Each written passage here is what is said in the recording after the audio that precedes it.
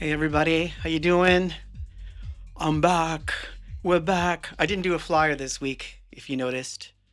So I totally messed up this week and didn't do a flyer and didn't promote the thing. But I'm glad there's so many of you out there listening and enjoying it. So thank you for being you. I swear this week has been a good week in many ways, and I shall explain. But we'll get to that. We're going to talk about nostalgia and how it feeds our brain and all that goodness. And it's going to be impromptu because there's no notes. It's not going to be a heavy one like last week where we examined the role of reality and tore it into pieces. But I do want to ask the question, in case you were here last week, has your perception of reality changed somewhat from last week? Did any of the things that we talked about last week, did it, like, I don't know, make you go, interesting, or oh my God, you're retarded? I don't know. Whichever of the two extremes it is, I want to hear about it because that's something that I like. I like to have the interaction. So, I mean, I had an idea of what I was going to do, but all these interesting things happened throughout the week that were, like I said, good. And so it's a contrast to how I'm feeling, which is funny. Um, I've got a case of slight blues, but not overly bad. I think what it is I'm feeling the. I think I'm feeling. Uh-oh, one of us is in the hospital. I see. Everyone say, give a quick shout out to V Countess and say, hope she feels better. Oh man, yeah, all these different things. Ooh, Kim says on Facebook, it has made me hyper aware of just how much AI has become part of our everyday lives. Absolutely. That's a statement all on its own. We could like totally get into that too. In fact, funny side note to that comment. I was doing something funny today. It was like doing art stuff, and I very seldom use AI to do any art stuff. I don't. I don't. It's not my thing. However, I do enjoy using it for code. And for code, it's somewhat fun in certain respects. I'd seen something, and it was funny because I was just trying out like weird random code. I was like, "Hey, can you code like uh, a generative abstract shape thing so that I can just," and literally I typed it that way. And that's what I find really, really fascinating about the whole thing is that we no longer have to type search results that we want in Google in a manner that is non-human, and that's very strange because we're dealing with machines, but I don't even have to do that anymore. It's like I'm thinking about like I don't know, a self-contained website that generates like really weird abstract shapes in muted colors, and I think I want to throw a green thing on top of it. Can you do it? And I was very surprised that it not only was it able to generate Claude AI, by the way, which is funny, but in and of itself, but it was able to generate the code. And in examining that code, what I could see in that code, it was pretty crazy. Yeah, you will note that I don't get into personal things, but yeah, please give her well wishes. Yes. Um, so, um, uh, so anyway, yeah, it was fun because I kept thinking to myself, there's no going back. I'm never gonna like go to Google and search writing code to get something, you know, there's something in the name, remember? Yes, I do, Claudio B. I do. Uh, that was an enlightening conversation you and I had, my friend. I haven't stopped thinking about it. So there's this whole aspect of it that I, you know, kept going back to this week, which is there's no going back in that sense of the word. Um, I don't mean that AI are it's AI are I can't even say it because it's not real. AI artist prompting kind of stuff and that stuff like AI films and that type of thing. I don't know that that's really going to take off. I could be wrong. I could come back to this stream, I don't know, 3 to 4 years from now and find that this did not age well. But what's interesting to me is the amount that we've been using it for tertiary things, like just random things, like asking random questions and getting an answer. So I think on that level, there is something to be said that there is really no going back. I can feel that part. Oh, man. Give me 1 second here.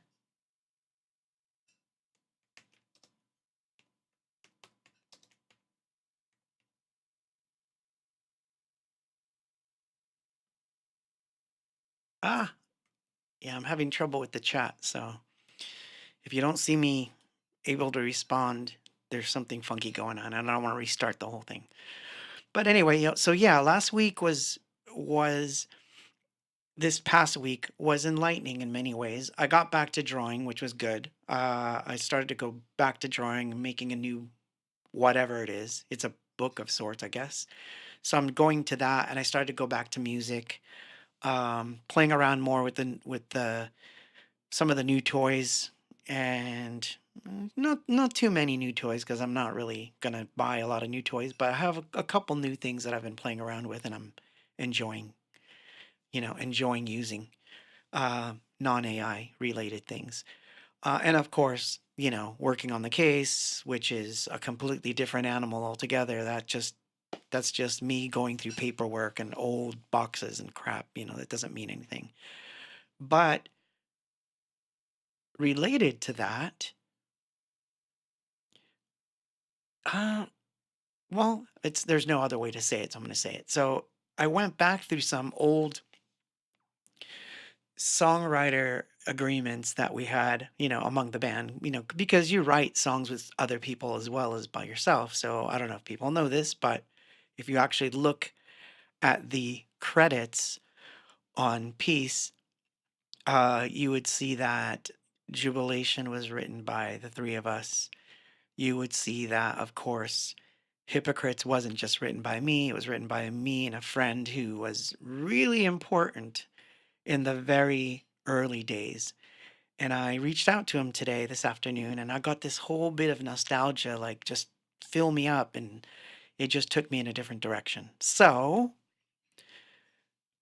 I'm going to play you the first thing I'm going to play right now, going back to this feeling of nostalgia with music.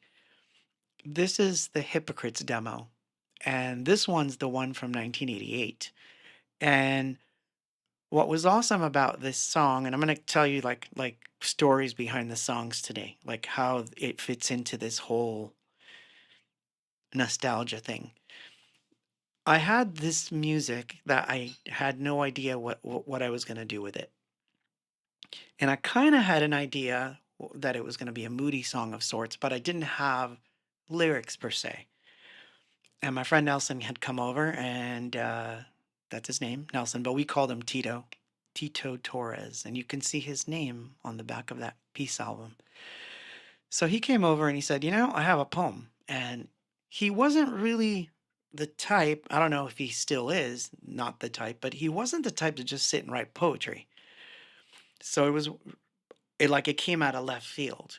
So he's like, yeah, I was at my grandmother's funeral, got to thinking, and then I wrote this, whatever this is. And he hands me this poetry, and basically, I would say 2/3 of Hypocrites was just right there on the page. And so I thought, oh my God, I think I have a song for this. And so that was one of the first times that like I literally got lyrics and I was like, oh, this has to be put to music kind of thing. So anyway, I'm gonna play that, and Yeah, I'll turn on the moon chat. We can just chat. Here we go. Oh, why does the moon chat look all wacky? I'll fix that while I'm playing the song. But here it is, Hypocrites, the first demo.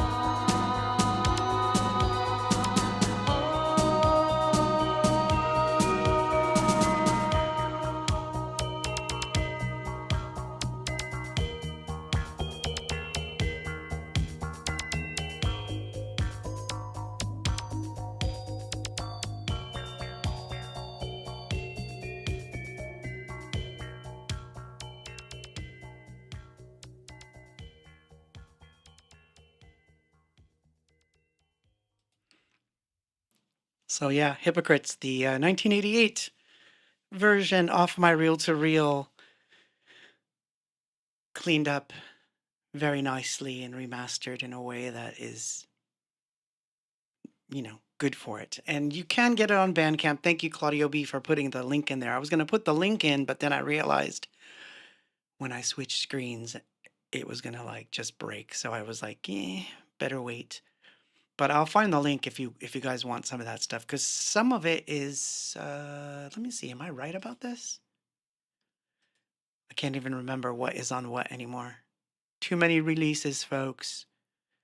But I do believe that's on Artifact One, but I'm not sure. I'm gonna double check real quick because I think it is. Er, yes.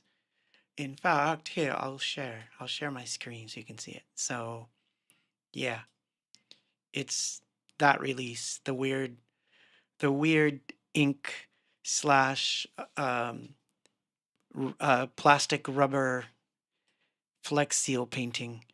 It has Hypocrites, Prey, Saw on Fire, a couple of things that you've not ever heard before. And I'm going to play another one from this one in a second, or rather, I should say, soon, soonish, um, as we chat about nostalgia and music and different aspects of storytelling here. Because I don't know, because some of them, like I said, that one came about because my friend brought a poem over, and then he did it again.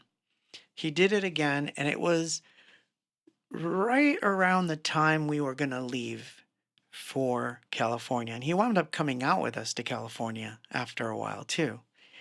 Um, so Nelson acted as our pseudo manager, if for lack of a better word, because he would tell he would tell me things like just from memory, just trying to remember. And of course, I'm going to make this completely terrible.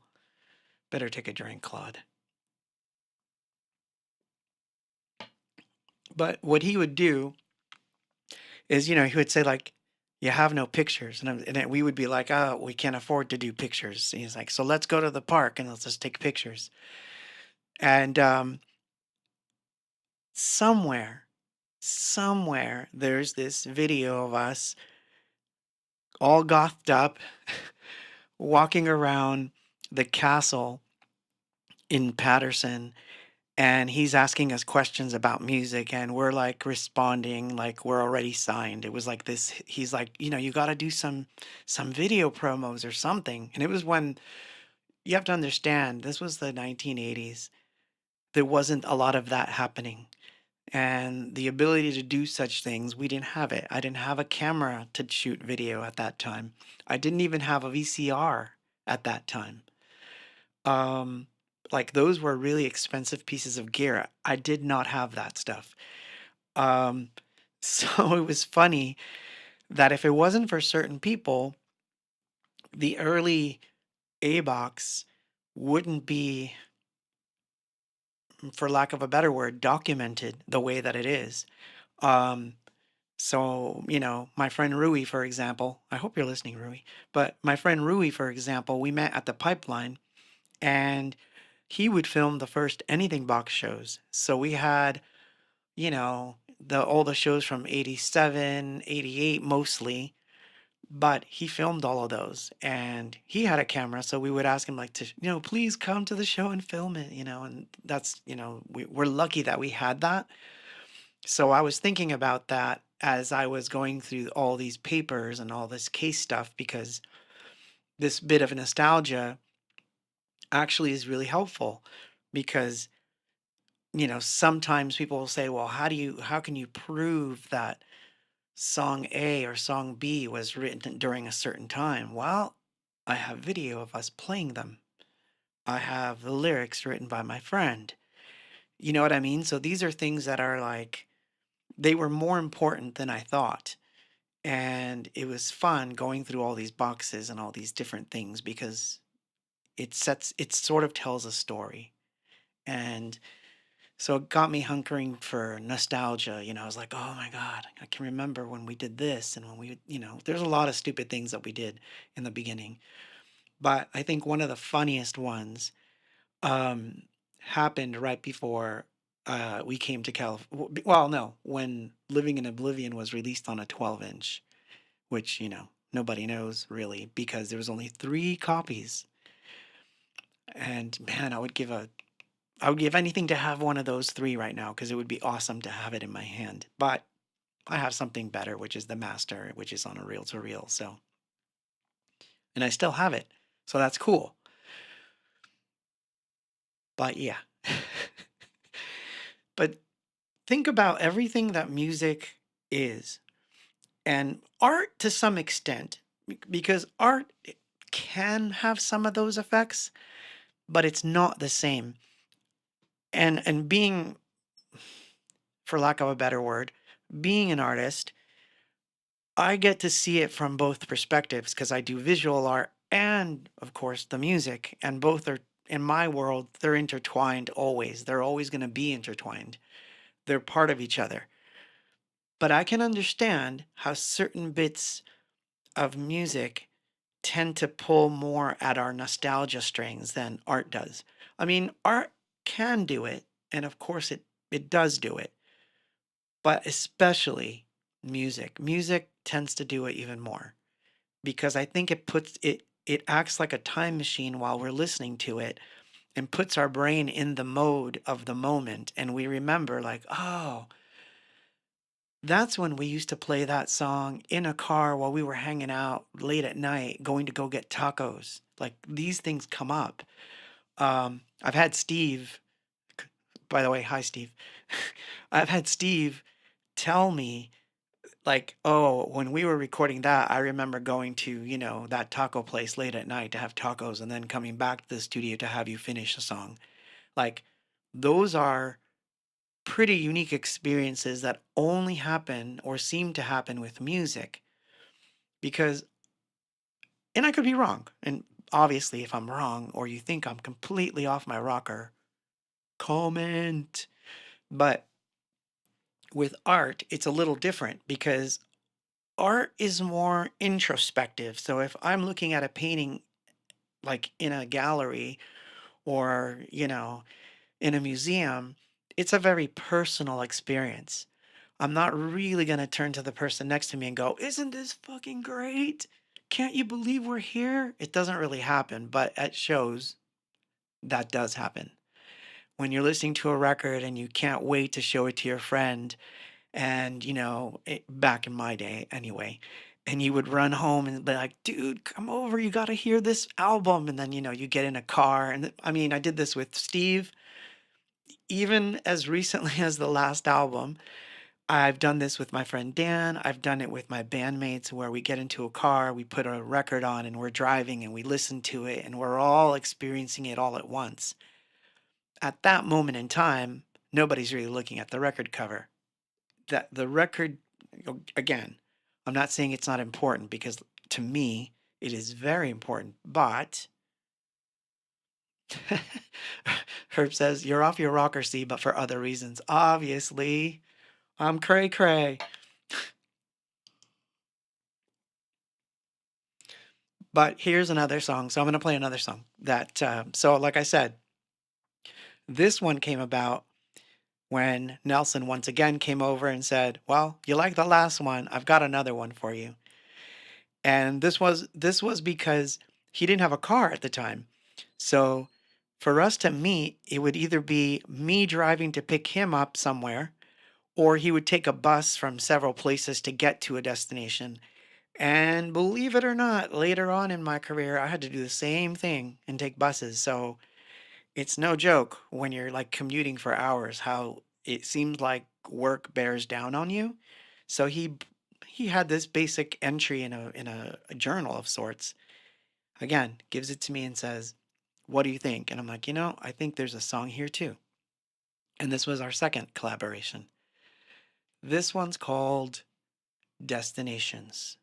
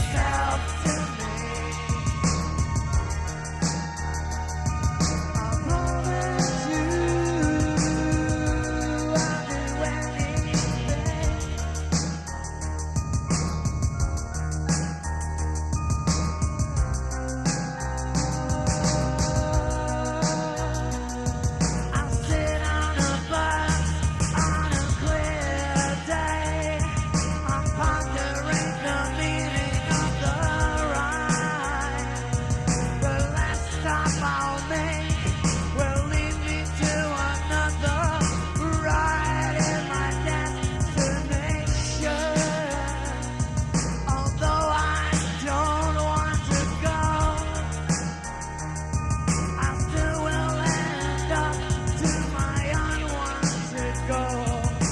Man's only means of survival is daily job. Show yourself to me. Maybe one day we'll all be free. Show yourself to me. I promise you I'll do anything.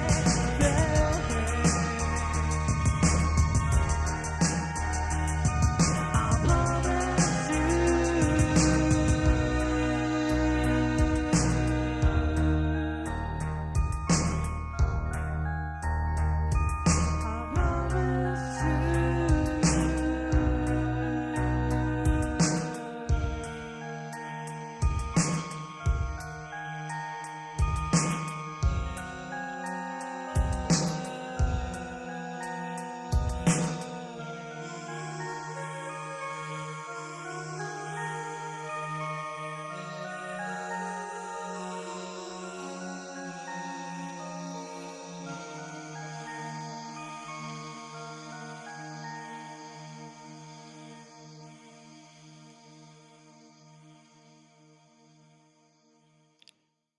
Whoa, that's crazy. Oh, so this is the subscribe cam. Oh, look at that. Look at that. Yeah, hit that supposed button thing that says subscribe wherever it is. I don't know where it is. I never look at it. I think it's on the corner.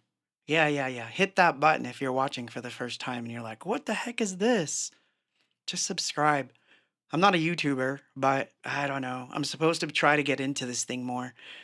So, which is another weird thing related to all this nostalgia stuff. So, in the 1980s, we didn't have YouTube. In fact, we didn't even have real MTV until we were almost into the 90s. Because the early days of, uh-oh, is my mic doing weird things? It is. Uh-oh.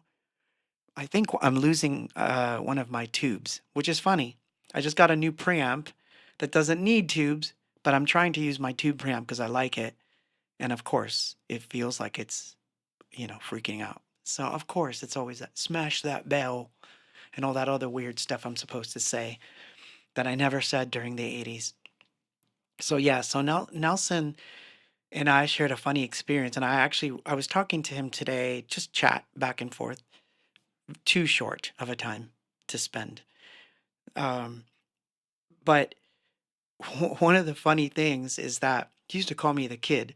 So he would always introduce, because I was a kid when I met him. I was literally like, I think I want to say I was like 15, 16 when I met him. So it was this, he always called me the kid. So he would introduce me to musician friends and say, this is the kid that I told you about. This is the kid, which is kind of funny. So anyway, I remember him taking me to meet this guitar player, and I think I've told this story before and probably butchered it then, but I'll butcher it even more now. So everyone's just going to call me a liar because I butcher stories. And it's not that I butcher them, it's that certain details either come out more when I'm telling it or details go missing. This is what happens when you get older. The sucky part of getting old. So, and my brain's already effed up, damaged from the drowning. So, of course, my brain is like, ooh, cuckoo nuts. But here's the story. So we go to this guy's house because supposedly he was a Prince protege. He was an excellent guitar player. I saw him do something that was pretty interesting where he played, these weird little notes, and he had a cigarette in his mouth, and he's like, he did one of those kind of things. So it was kind of cool, and he was very talented. And I clearly remember this event. He took us to, yeah, Nelson took me to this guy's apartment and basically introduced me as the kid. This is the kid. And he's got this tape that he's going to go get pressed into a 12-inch in the city. And the guy's like, yeah, put it on. Let's hear it. It was Living in Oblivion. And he listened to it and he goes, you're not ready, man. You're not ready. And I'm like, what? And he's like, you're not ready, man. I think you need a few more years before you're ready. And, I remember Nelson being like devastated because he thought it was going to be the polar opposite of what was going to happen, right? So we leave the apartment and he looks at me and goes, "What do you think?" And I'm like, "I'm still freaking doing it. I'm going into the city and I'm going to press that record. I don't care what he says." He's certainly not joining my band now. I was pretty, but I was young, I didn't know anything. And that was the one we pressed. And that was the one that got us all the gigs. And that was the one that did everything it was supposed to do. So the lesson there, of course, is you don't always listen to people that are supposedly the experts of something because sometimes it doesn't work out that way. But I'm not throwing shade at the guy. I just think it was funny because he was uber talented. And yeah, I couldn't play like that if my life depended on it, but I didn't need to. And there's something about, and I don't know. Well, thank you for that. Herb says I'm a maverick. I don't know about that. I think I'm impervious to bad reviews because I've had, good ones. I've had, whatever. Like, I don't care what people think. So, to a certain degree, obviously, I care enough. But for the most part, I mean, I've heard it all, right? Electronic music sucks. You guys play with toys, like I've heard all that stuff. And I had already heard that in the 80s about other bands I liked, like Kraftwerk or Depeche Mode, or, that kind of stuff was very frowned upon at that time. Which is funny because, people listen now and they're like, oh, Depeche, oh, the 80s must have been so great. Back then, it wasn't thought of as great. It was like, that's that weird music. That's that weird depressing music. You ever hear that weird little, it's uh I call it a slur, but it's a publicity slur that started back in the 80s on Depeche Mode. People used to say depressed mode. And that actually started back in the 80s. That's not like something that's new when people say that. That was back then. The music press would say, "Oh, Depressed Mode's got a new album out." And we'd be like, "Yay!" But of course, they must have thought it was it was such a crappy thing to read. So yeah, we were outcasts for sure. So oh my God, checking your email on stage. Oh my God, yes. That actually did happen. So no, not that I checked my email on stage, but somebody forgot to turn off their Wi-Fi and "you've got mail" came through. Or, Wi-Fi is on or something, which, caused a whole ruckus. So obviously I've heard all this stuff before. So anyway, I digress. But music informs us where we're going and what really needs to be done. And for whatever reason, I didn't agree. I thought, no, we have to put this record out. We have to do this. I don't care if it's not ready because, well, I'll tell you why I didn't care. There was a reason, and it's a really good one, and I'm going to give it to you. And I still believe this to this day. But before I tell you that part, I'll play yet another song. And that song, Nelson didn't write the lyrics. He didn't write the music. He didn't do anything except for at that time, I was not into reggae at all. That wasn't my thing. And he forced me to listen to it. He would say, "You need to listen to it, not because I think you're going to do like you're going to turn into a reggae band." He says, "I think there's something that you're going to find is going to work for you at some point, or maybe not." He goes, "But give it a chance." So he made me a mixtape. I heard it, and then certain things stuck out, and I was like, "Hey, he's right. There is something." And because of that influence, this one came out. And this one is called "If We Don't Change." And this is a rehearsal tape, which a friend of mine um, in the New York area, Ursel, this is a shout out to you. He digitized this. Mike sent him the tape and then he digitized it. So this one's called If We Don't Change, There's Always Hell. What a name. What's in a name? I'll turn on the drone cam for this one and then just stay on the chat with you.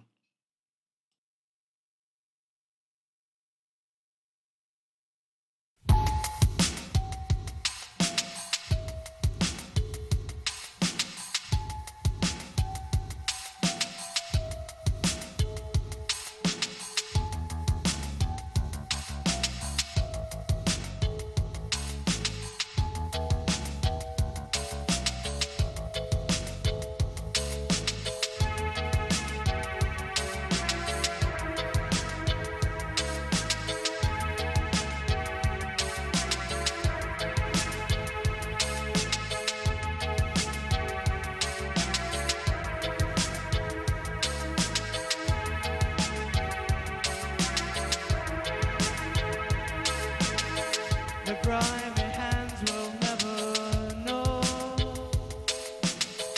a moment's rest without the toil. Too far to walk and far too wide. The endless days against the tide, and we know the human heart is made of stone. When what we want we cannot own. If heaven closed the door on us, moving forward, looking back. If we don't change, there's always hell. If we don't change, there's always hell.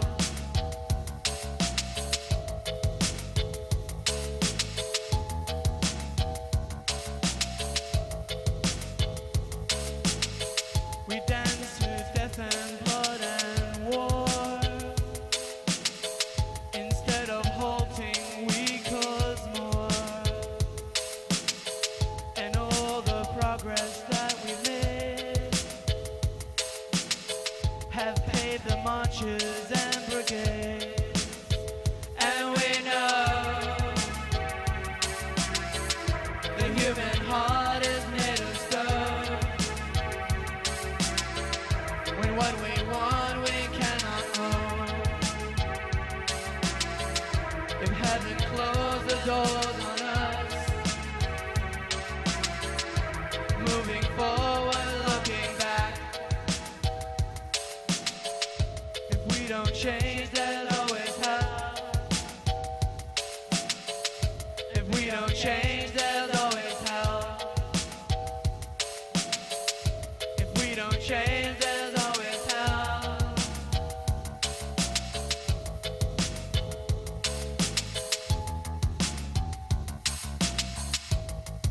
If we don't change, oh, moving forward, falling back. Moving back, moving forward. Moving forward, falling back. We don't change, we don't change.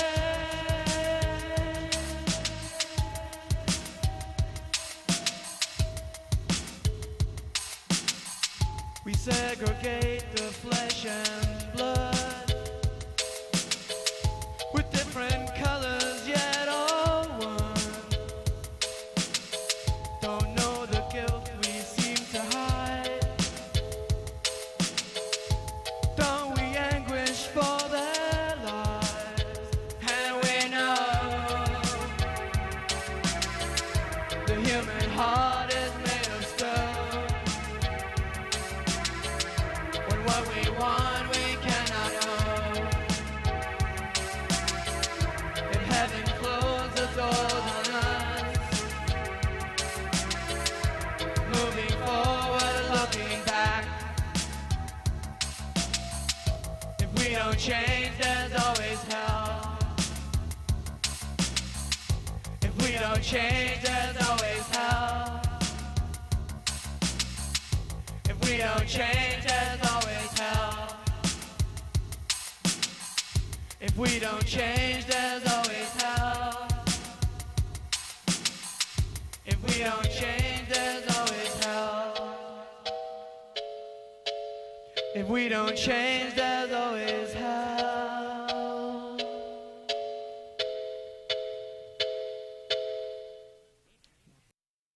It's funny because you can almost hear the oh man, turn it down or something in that last bit right there. Jesse says on Facebook, I will share a story. We used to drive to the beach and get drunk, and we would share music in the car. After that, we would go to Alcatraz and see Abox. I'm kidding, but Alcatraz was rad. Oh, those were good days too. And even though, which is funny, see, this is another thing about nostalgia. Here's here's a nostalgia mixed with music side of things that you've probably never heard anyone say. Not because I'm special, it's just because I don't think I don't think anyone's really brought it up. I've never heard anyone mention it in interviews, and if I'm wrong, again, I could be wrong. But so taking Jesse's story is interesting. I've heard this a lot where people say, "Oh, we used to put on your tape on in the car and we would go get, late night drive through or sneak into a theater to watch a movie and blah blah blah." You know that I never really did that until I got older. So that's one thing. The other is that she mentioned Alcatraz, which is a club in Chicago that was uber famous and crazy. It was one of the craziest places you could go and play. It was the coolest thing ever. But unless you were from Chicago or in Chicago or grew up in Chicago, you probably wouldn't know anything about it. And that's what's interesting. Let me explain it further, because I can. Likewise, the people who grew up with us in Jersey, we knew the Pipeline and the Loop and Aldo's. And likewise, the people who grew up in El Paso know Club 101. But this is what's interesting. I was in all of them. I was in all of these places because of the touring. So the music and the people and the crowd and those shows, they have their own form of nostalgia messing up my brain with the music in different cities because I can relate to all of them. They're all very different. They're all completely weird experiences, but I remember them as distinct things. And it's an experience that you only really get from either A, being a touring person touring musician that goes and plays in all these different places, or as one of those people, which this type of fan is not, you see it, and don't get insulted, you see it, but not as often. But in the 60s or the 70s, people would like drive all over the country to follow a band around. You don't see that as much these days.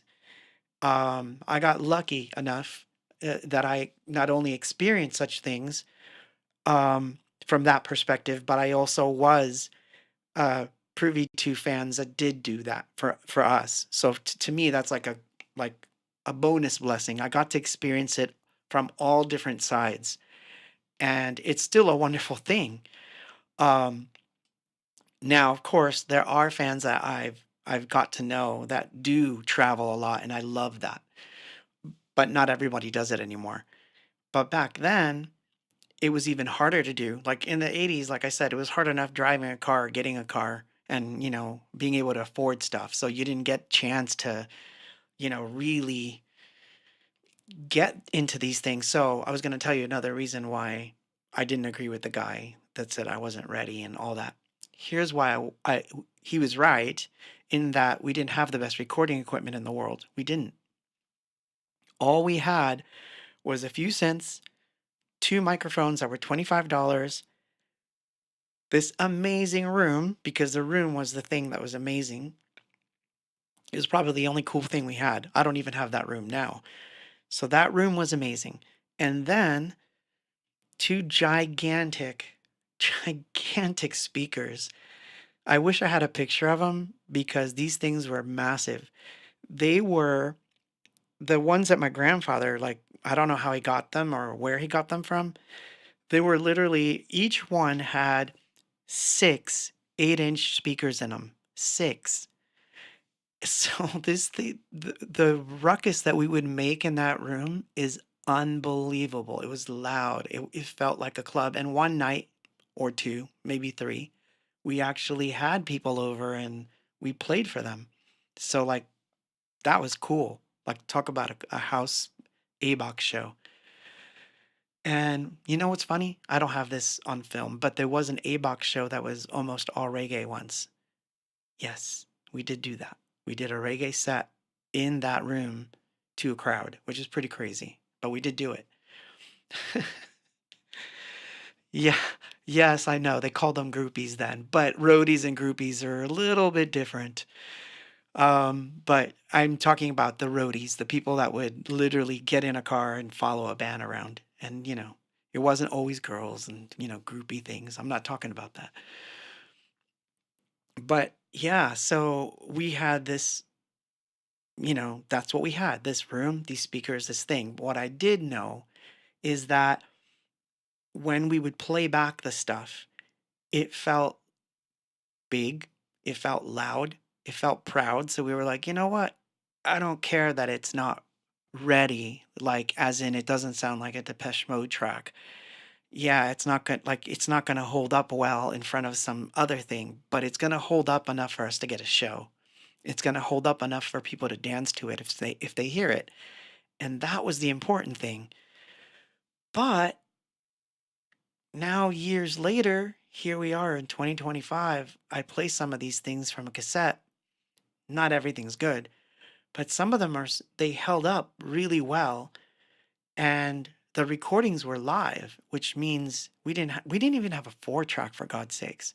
So everything was live. We had to like do a count, like 1, 2, 3, go, and just perform and get the best recording that we could get. And to this day, I still like that sort of thing because it's real. There's there's a realness to.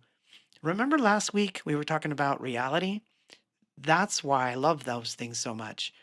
They are a direct connection. I can remember everything about that recording because all it was is like we both have colds, we sound like this, so we're gonna have to sing a little bit, try to like rise above the schnoz sound. And we're gonna have to make sure that, if we have to cough, you turn around, God forbid we have to cough and like ruin a take. And we still had to remember what we're gonna push, what we're gonna like what fader was gonna go up. These things were like had to be planned. And so to listen back to them, it's a direct connection to that reality. Whereas, and this is no offense to like any of the other albums, but if I go back to Peace or I go back to even Hope or any of those records and I try to remember a very specific aspect of the recording aspect or the arrangement aspect, I have a hard time because it was days of overdubs, another overdub. Oh, that instrument won't work. We're going to take it off, put a different thing in. So by the time you're done with it, you're far more removed. It may sound nice, but you're farther removed from the original idea. So there's something about that, you know? That's all I'm saying. Oh, so with that, let's play another song. We're doing good. We're doing good, my friends. So this is uh people like this one, but it's funny. So this one, this is nostalgia right here. I'll tell you the story of how the song came about after the song. But this is about a girl. Her name is Voss, and this one is on tape. This was like not even real. This is like a cassette tape, and a bad one at that. But at least we've got this recording. So it starts off a little rough. So if you hear some weird gnarling, that was the tape that ate certain parts. So it is what it is, folks. Visuals always makes it better.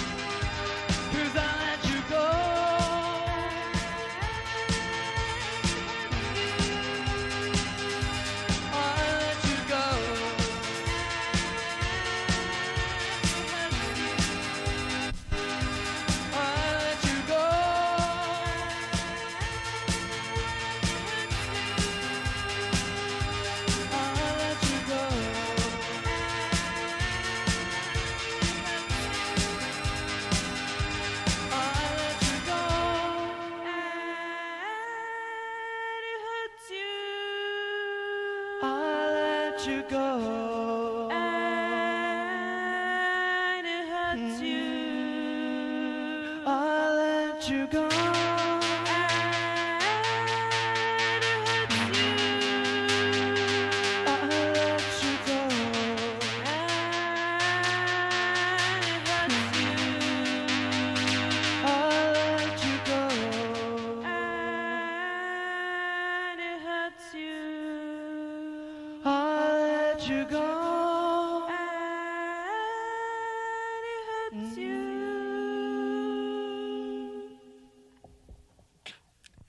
That's funny. That's a funny. Yeah. So I let her go. No. So this is what happened. This is why I can remember these things. At that time, I was actually like I've been fired from so many jobs before music took off because let's just say I was hmm, I wouldn't say I was a bad employee. I would say I was, uh, yeah, I guess you could say I was a bad employee. But so like one of the faults that I had was that I would tell the truth, and that would always get me in trouble.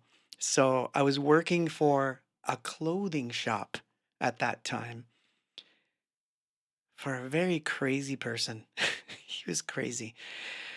Ah, that's a different story. But yeah, I was working at a clothing store. And yes, I was difficult to manage, you see. So, as Joseph says on Facebook. But no, so here's the thing. It was a little clothing store. It was like it was very elitist. Everything was expensive. So, yeah, we were encouraged to dress up. And I would come up with the most outlandish things because I just thought it was funny. And no one seemed to mind. So, but like I said in the chat, if I had to post a photograph of some of the things I wore, like I would be embarrassed yeah. So anyway, I had this one suit that was really funny because I remember this day, and it was bright blue, and I had painted these gigantic Riddler question marks all over it, and they were hot pink. So against the blue, they literally like they would do this. Like you didn't need. It was just yeah, a punk punk ass turd. Pretty much. Pretty much. Um, yeah, with probably like red pants and who knows what else. It was just really bad. Okay, just terrible. But anyway, I remember this. Yeah, very 1980s. Like, yeah, I think I probably had yeah, I probably did. I probably did have the Duran Duran thing, like, but I also had a Kurt Smith haircut, so I had all these like really long, braids, which was funny. I swear I want to find one of those now because it's really ridiculous. Post it. People will think it was AI. So anyway, so this girl walks in and she was looking for a dress and it had to be green. She wanted a green dress and it was because she was getting married. And of course, the questions start coming out where you're like curious, like, yeah, you look good in a green dress. It looks good on you, but why do you want to wear green on your like wedding day? Like, tell me the story. Like I want to know. Like, why are you wearing green? And she said that this was an arranged marriage, and she was going to marry someone that she didn't really love. But it was because she had the marriage had been arranged by her parents, and it was somebody that was, that within families and all this stuff. It was some high level stuff, whatever it was. And, you know, so she came out of the dressing room and I said, "You look great. I mean, like, if that's the color green that you're going for, you got it." And then she starts crying because she told the story. So now she's, having a whole crying session. And of course, the boss is like, "You're not supposed to make them cry. You're supposed to sell the dress. You're not supposed to make them cry." And I'm like, "But she's going to marry the guy she doesn't love." He goes, "I don't care." This is behind the scenes, right? He's like, "I don't care who she's marrying. Just, she looks great. Talk her into the dress." And I'm like, "Don't get married." you know, this was the whole thing going on. So it wasn't my last day at that job, but I can tell you that it was like pretty much the last week of that job, probably, because I think I got fired very shortly thereafter. Because, you know, people would come and like basically tell me stuff, and then they would hang out, and he did not like that. He didn't like people hanging out with me in the store, just coming to hang out. And this is before Abox was doing anything. So it's a long time ago, but I never forgot her name because her name was Voss. And so years later, I was, like the song put me into, or the music, I should say, put me into that mode. And then I started to envision this whole story of the dude that she loved that, had to let her go and get married to somebody else. That whole thing. Do you know what I mean? That story stuck with me. And hence, that's how the song came about. So now you know. So, and we never recorded it. We were going to, but we just never got around to recording it, which sucks. But that's another story for another day. So, that's and she ended up getting married. Yeah, I don't know. I don't know where she is. Maybe she'll come out of the woodworks one day and said, I didn't get married because of you, you bastard. And he was rich. I don't know. I'm joking, obviously, about that. Maybe she'll come out of the woodworks and say, I didn't marry the guy, or I did marry the guy and wound up falling in love with him. So, So, yeah, she was in love with someone else.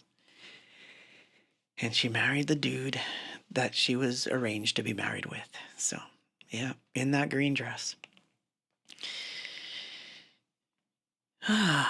Weird people. I would never do that. But that's, drank. Yes. Of course. And I'm going to do again. This is interesting. I can totally hear that the tube amp has decided to just go in hyper mode, and it got louder suddenly. So I am going to have to tear apart the studio one more time and change a tube, which is not cool. That sucks. Let's play a song. So we've hit the hour mark, a little bit past the hour, so mood is going to shift. Now I'm going to take you into weird.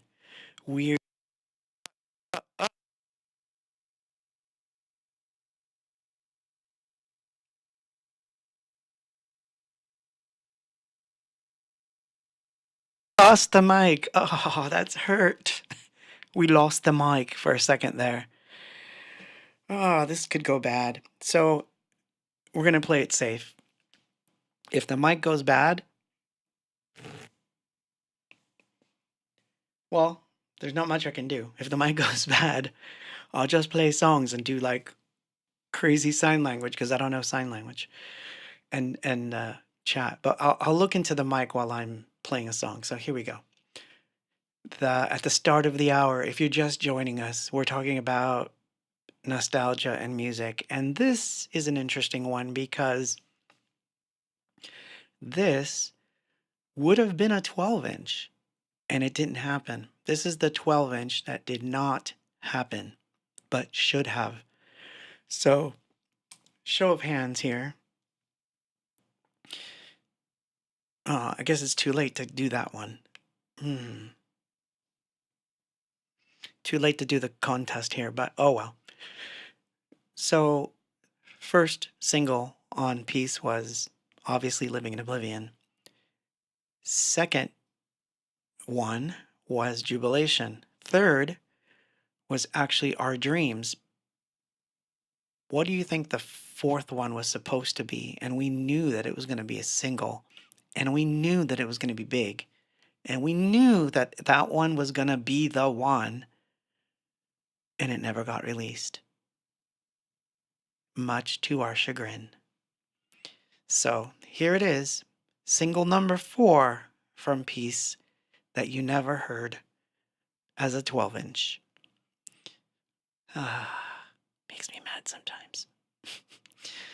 So, yeah, overvisual sounds good for this one. Here we go.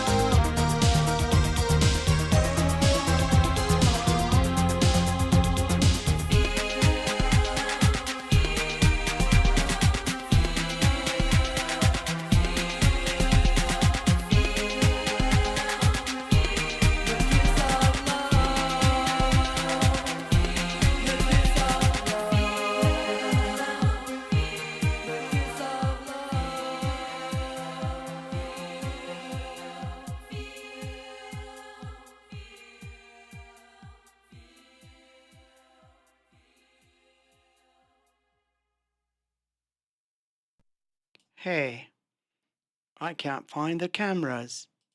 Are we still out there? Oh, yeah. Oh, shoot. That went bad weird. So everything's good. I think that I just overloaded things. I don't know. I don't know. Everything seems fine, and I can't control what happens all the time. That's what happens when things are live.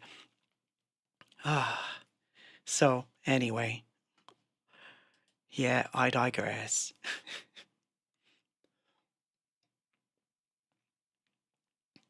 So yeah, it was gonna be Kiss of Love as a 12-inch on one side, and then on the other side was gonna be When We Lie, the extended version, which also exists, but that came later. But it would have been an extended version.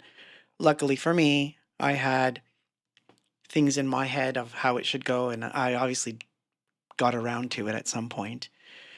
But yeah, you know what's gonna happen, right? I have to tomorrow or the next day. I will have to go into YouTube. In fact, I'm gonna show it to you, which is funny. I'm gonna show you something really. I don't know if I can. Hold on, let me see if I can find it, because that would be funny. What did I call it? Uh, mm, yeah, best I not. I can't remember what it was. It's a very specific URL that you have to get to, but I can explain it. So every time I play something from Peace, I get a copyright strike, and I have to go in and like dispute it, and I have to write like this whole long, giant freaking thing, how there's a case, and like, this is what's going on, and brr, brr, brr, brr, like this really long and involved thing. And so I decided to make it like part of the website. Literally, I had to make it into a coded page, so that basically I could just go in, copy it, grab it, send it to YouTube, and everything's hunky dory. Hopefully, you know. The reason I can't show you is because it's on the other computer, and I don't want to like. Maybe on the next song I'll go find. I know I should know what that URL was, but it is what it is. So you can see what I go through every time I play a song from the era. So anyway, the nostalgia part is, of course, this one that I just played um, was and has been a staple song. Like, I don't remember, I honestly can't remember a single show where we did not play this song. I honestly don't have a single show where this was not played, because if we didn't, I'd be like, so you can always count on this one kind of showing up somewhere. Now we've done it early in the set, like we opened shows with this song and realized that was a big mistake. And of course we've closed shows with this song, but it's really weird. It's a weird one. There is no way that I could get away with not playing this one. That's how I know that this one was definitely like a sleeper hit. It was like, and of course we would see that reflected in the crowds. So obviously there's that aspect, right? So yeah, I have, my dear, I have collected all these things. So it's this funkiness, that I've had to deal with in the last couple of months, because it's reared its ugly head in like even worse now. But it's funny because I'm one of you. So it's gonna be good.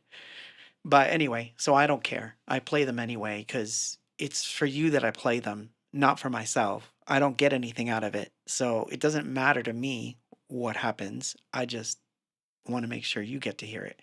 So, and that's just one of those reasons, by the way, that I'm doing what I'm doing, is because I want to be able to exploit these things. They're mine. So why should I not be able to exploit them? You know what I mean?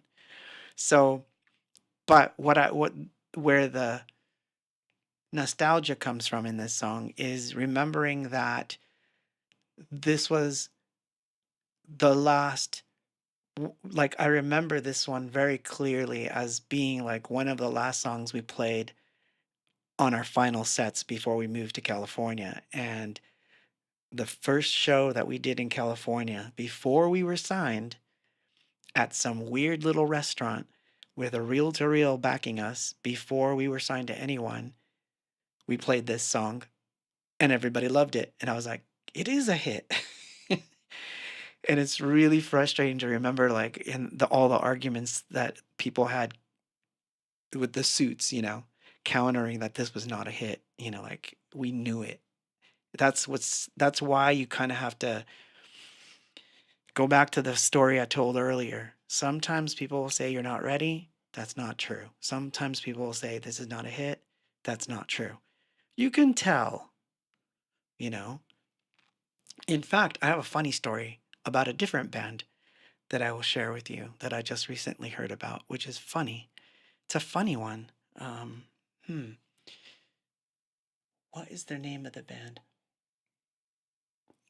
Mm, it came to me.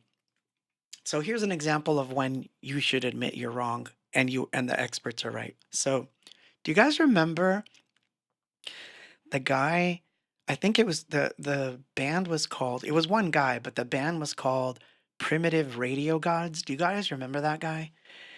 It was a cool song. It had all these cool samples, and it was like, standing in a phone booth with money in my hand or something like that. That was the hit song. Do you guys remember that from the 90s? Am I like talking into a void? So, apparently, this song was like a worldwide hit. And this guy decided that for his second single, he wanted to. Yeah, that's the one. Jason Hall. Got it. Standing outside a broken phone booth with money in my pocket. Great song, by the way. Go check that out. So, this is trivial, but most people don't know this. So, despite that he made this long titled song, it was a hit. It actually was, it could have like really propelled him to the next level. Primitive Radio Gods. What did he do? For his second single, it was a noise track, and the track was called Mother. Yeah, Mother F was the name of the song. And of course, the record company that he was signed to, which was a major at the time, was saying, we can't put this out. No one's going to play it because of the title. And he said, I don't care. That's the song. That's the single. I want it. I'm going to get it. This is what I signed up for. Blah, blah, blah, blah. So, yeah, of course, nobody played it because it was unlistenable and the title was a swear word. It's like things like that. You could see, like, okay, I think the experts gotta, these, maybe these suits got something here and I should listen to it. But, Kiss of Love was not that. And they used to admit that it was catchy, so that's the part that's like frustrating. But anyway, it's a story, but it's funny. At least I wasn't Primitive Radio Gods and said our fourth single should be called Mother Earth. It is what it is. I think he was signed to, I want to say Polygram, but I'm not sure. I digress, but I'll do that off camera. These drone cams. Let's play. This is Life is Fun from the Hope Worth. And I've got news on that too when I come back. I can't forget to tell you. Remind me because it's important. Life is Fun, RNJ 24V mix. This is not a remix, more than it is a recording.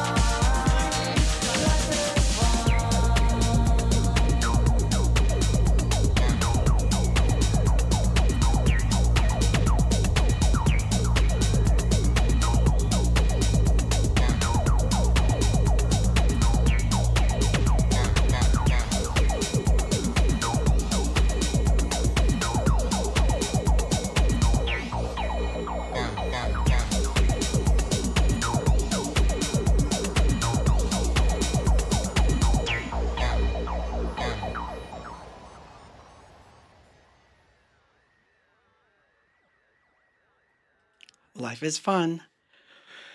The orange 24V, which took frickin' almost 20 something years to put out because we couldn't do splitting of finished mixes back then. So that sat as an instrumental for a long time. And it was my dream to put those two things, to put the vocals of the song and the instrumental version that existed together forever. And so I'm happy that we did that. So, but that is out and you can get it. But I wanted to say this before I forgot. I'm just letting you know. You know the red 12-inch? We are 4 copies away from sold out. And there will be no repressing of the vinyl. So there's only 4. They're on Bandcamp. If you don't get it before, like I said, there's not much I can do. After those 4 sold, there will be no more. It may change. I may do it next year. I may not do it at all. So you can get it on CD and you can get it on vinyl, but there's only 4 copies of the vinyl left. Fair warning. Um, so just letting you know. So, yes. So these next ones that are going to follow, because we're getting to that time where it's going to start to slow down and we're going to like say goodnight and all that, because it's a nice time. I'm having a good time tonight. It's a less heavy subject than the one from last week, but it shares some interesting tidbits of reality. So this one, this next song is only 2 minutes long, but it's a funny one because this one was written, this particular song. Should I play that one first? Yeah, I think I should play this one first.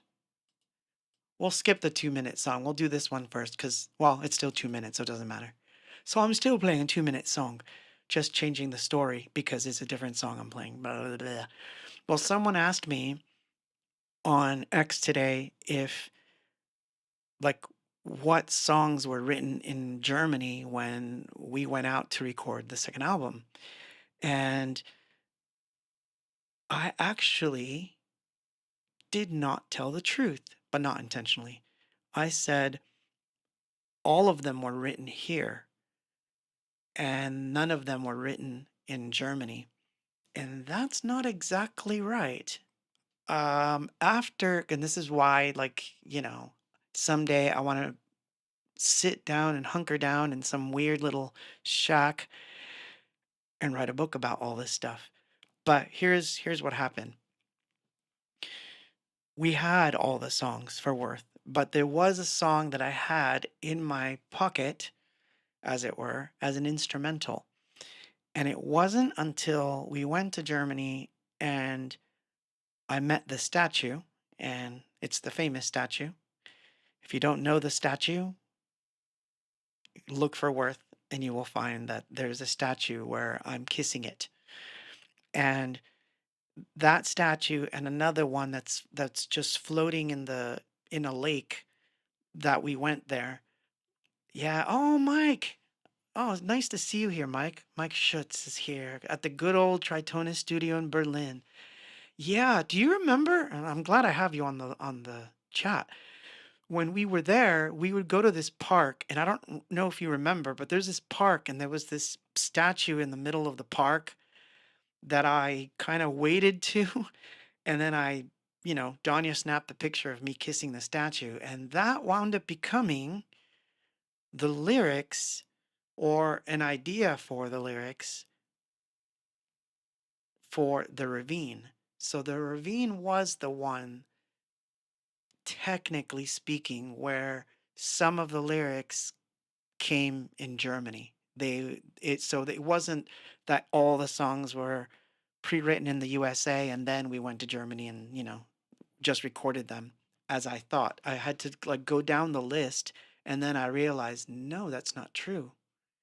So if you're listening, Ursel, on X, when you asked me that question, I was wrong. The ravine was partially written in Germany. And all the better for it because it has the mood.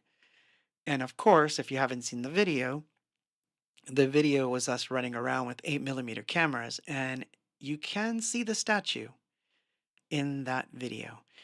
Um, so I would play you the video, but it's better if you go watch it on YouTube. It's cooler. So, but anyway, I'll play that one next because we're quickly getting to that time. So I'll just play it. Um, yeah, the moon is good for this, so you can subscribe. It's just 2 minutes.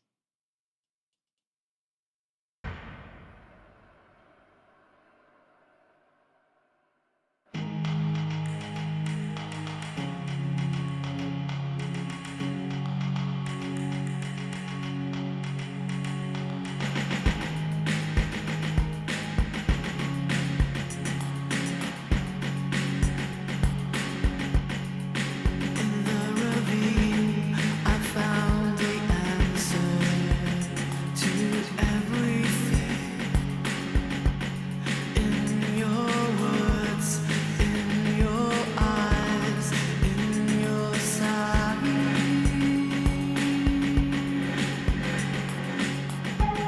If we could wish ourselves away, would you love me? If we could kiss our fears away, oh, could we? I would do anything for you. I would go anywhere for you. But the ravine is where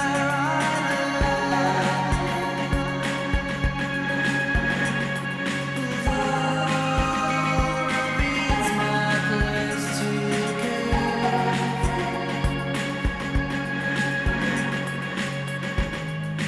And so I must stay.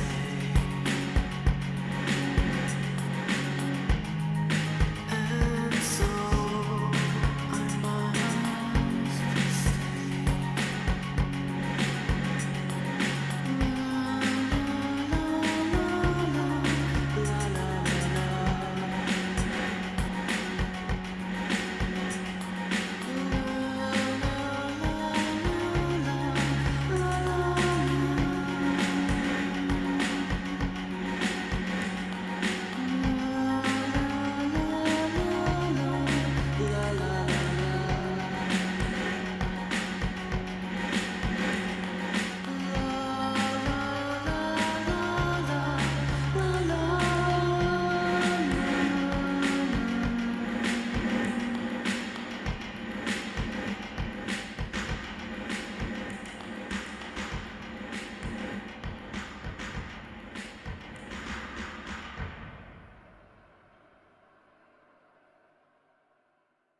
Oops, oops.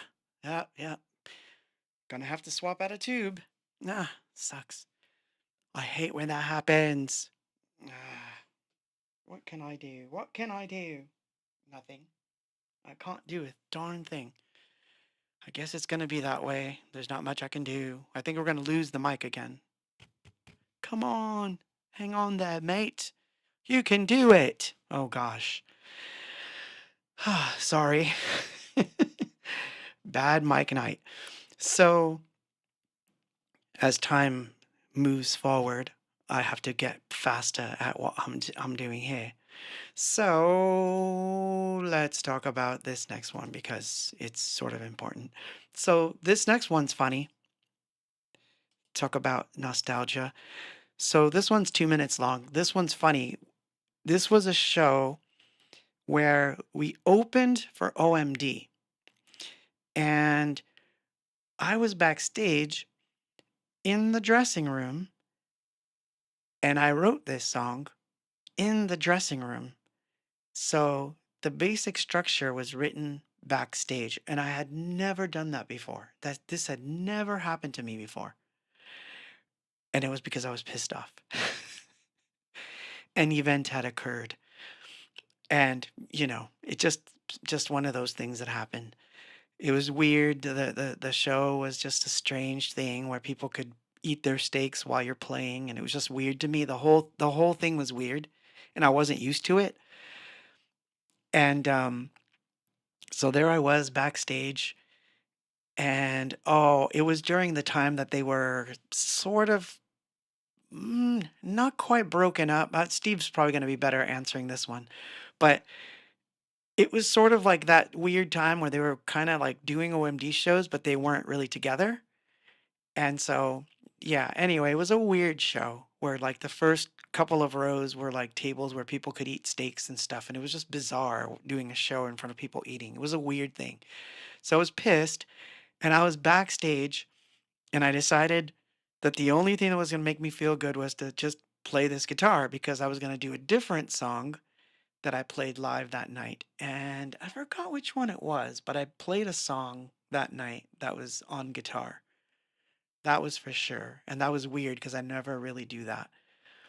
So, you know, that was already a weird situation. But backstage, I wrote this song and I'm going to play it just so that I can get, you know, some time in before we have to call it a night. This is called Down, like my microphone. Oh, man. Everything is turning black. Another minion on my back. A fallen puppet, I don't care. Only cross me if you dare. Everything is down. No fancy adjectives, just down. No candy coating, it's just down. No metaphors, it's simply down.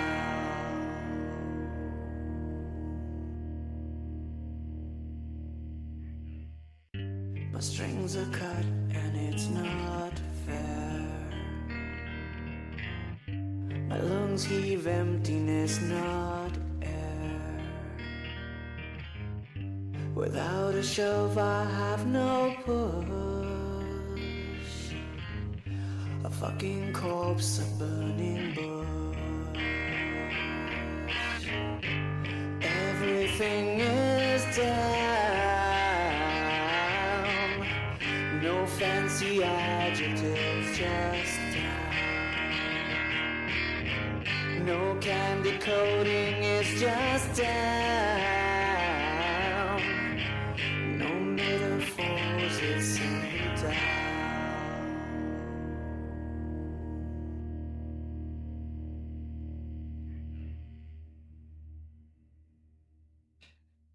Oh no, yeah. Stay alive, microphone, stay alive. You can do it. You can do it. You can. I don't know, it's freaking out. It's really freaking out. I think it's the tube. I'll just swap. I think I'll just swap it out. It's just another job to do. I don't want to do it. Pull the thing out of the rack yet again just to pull a tube. Makes me mad. Well, sometimes what I can do is, I've got tubes. It's just a stupid thing to do. Of all things. So anyway, yeah. So yeah, that was the nostalgia of Down. And before I play the last song and say goodnight to everyone, because there is one left and the microphone is definitely failing. I can tell by the way that it goes down in volume and then it starts to disappear and then suddenly just comes back. I got a feeling there's going to be one who just never comes back, at least for tonight. So I'm going to just tell the story of this last one. And give you a kind of primer on this one because this one's a weird one. It's one of my favorites, but we never, well, I take that back. We did play it a couple of times. We played this one in El Paso. We played this one in Chicago, and I believe we played this one once, just once, in Houston. And it's an old one. It's a weird one. This one was basically written, it's kind of verbatim. You can tell that it's a dream, and I'm just gonna, I'm telling you, there goes the mic again. It's a dream, and it's basically telling you about this dream that I had. But in reality, in the back of my head, and this is not revealing anything about the song in a bad way, because I hate when people give away like the meaning of a song. It has no meaning. It's a very weird, surrealistic song, but it was written around the time that my dad had passed. And it was very strange. Very, very strange. Um, because so here's the story. And this part's not in the song or whatever, but I can tell you the story at least. So my dad had passed.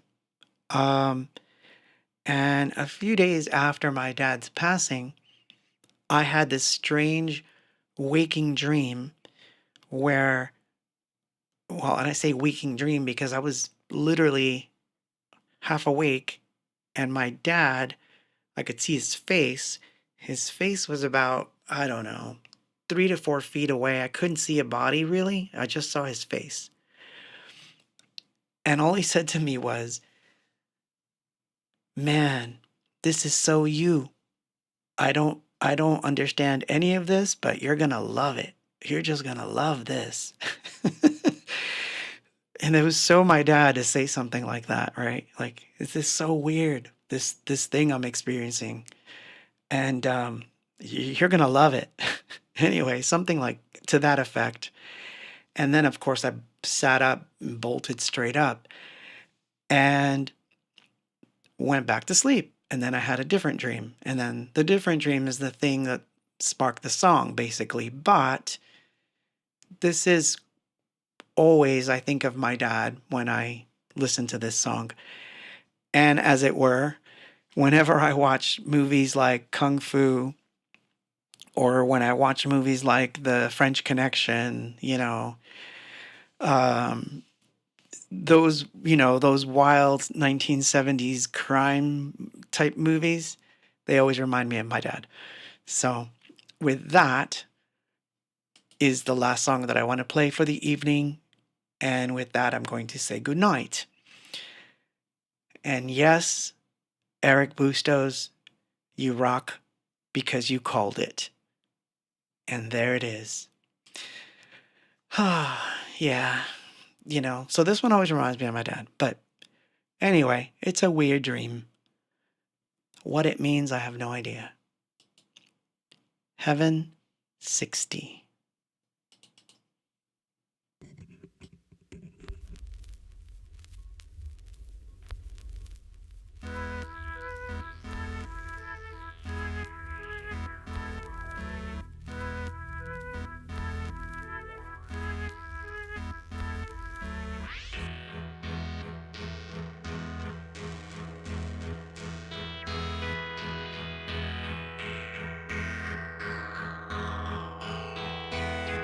I stumbled on a hillside begging for the answer to a dream where I turned myself to stone. And in the dream there was a girl, she shook my hand, I said hello. It folded as I crumbled.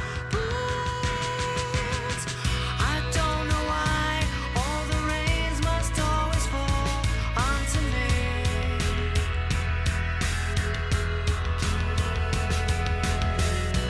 There are colors in the sky we cannot see, I do believe. And she said, heaven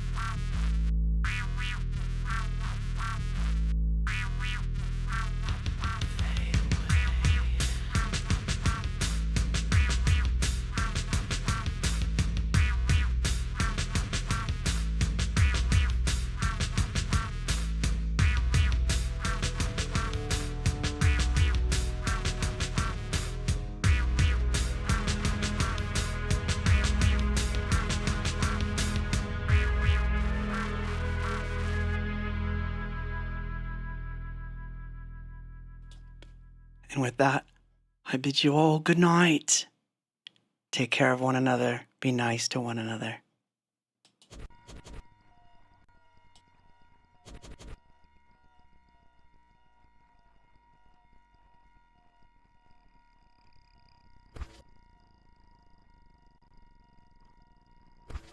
I'm part of it.